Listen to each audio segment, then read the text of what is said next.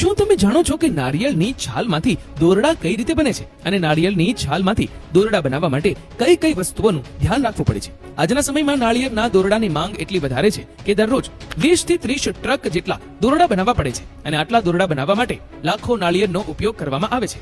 તમે જાણતા જ હશો કે સમગ્ર વિશ્વમાં નાળિયેરનું સૌથી વધુ ઉત્પાદન માત્ર ભારતમાં જ થાય છે અને સૌથી વધુ નાળિયેરનું ઉત્પાદન ભારતમાં કેરળ અને હૈદરાબાદમાં થાય છે. તો આજના વિડીયોમાં અમે તમને જણાવીશું કે નાળિયેરની છાલમાંથી દોરડા કેવી રીતે બનાવવામાં આવે છે.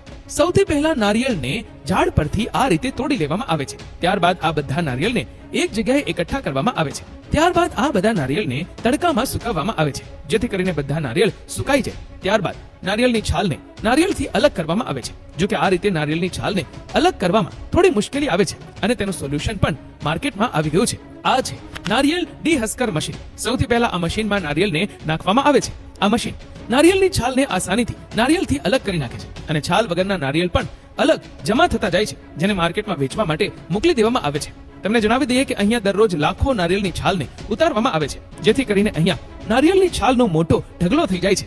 હવે જે નારિયેળની છાલને આપણે કચરો સમજીને ફેંકી દઈએ છીએ તેમાંથી આ લોકો દોરડા બનાવીને લાખો રૂપિયા કમાઈ રહ્યા છે. તો ચાલો હવે જાણીએ કે નારિયેળની છાલમાંથી દોરડા કઈ રીતે બને છે. આ ફેક્ટરીની બહાર નારિયેળની છાલનો એક મોટો પહાડ તૈયાર છે. હવે સૌથી પહેલા આ બધી છાલને ઉપાડીને ફેક્ટરીમાં રહેલા કન્વેયર બેલ્ટ ઉપર નાખવામાં આવે છે. ત્યારબાદ તે કન્વેયર બેલ્ટ દ્વારા આગળ જઈને ગ્રાઇન્ડિંગ મશીનમાં જાય છે, જે આ છાલને પીસીને રેસામાં તૈયાર કરે છે. તમે આ વિડીયોમાં જોઈ શકો છો કે કેવી રીતે આ છાલને પીસીને રેસામાં તૈયાર કરવામાં આવે છે અને પછી આ રેસાને થોડા દિવસો માટે તડકામાં રાખીને સૂકવવામાં આવે છે જેથી તેમાં રહેલ બધો ભેજ સુકાઈ જાય.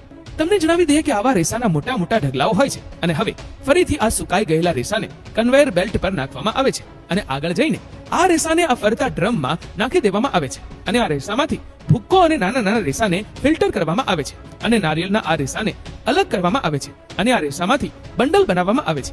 ત્યારબાદ આ બંડલોને દોરડા બનાવવાની ફેક્ટરીમાં મોકલવામાં આવે છે. હવે અહીં આ રેસાને આ મશીનમાં નાખવામાં આવે છે, જે આ રેસાને એક બાજુથી ધીમે ધીમે અંદર ખેંચે છે અને બીજી બાજુ આ રેસામાંથી દોરડું તૈયાર થતું જાય છે અને આ ફરતું મશીન આ દોરડાને એક સાથે વીંટાળી લે છે અને આ રીતે દોરડાનું બંડલ તૈયાર કરવામાં આવે છે. અને જાડા અથવા વધારે મજબૂત દોરડા બનાવવા માટે આ દોરડાઓને એક સાથે વીંટાળીને એક મજબૂત દોરડું તૈયાર કરવામાં આવે છે અને અંતે આ દોરડાઓને વીંટાળીને બંડલો તૈયાર કરવામાં આવે છે. તો કંઈક આવી રીતે નારિયેળના દોરડા તૈયાર કરવામાં આવે છે.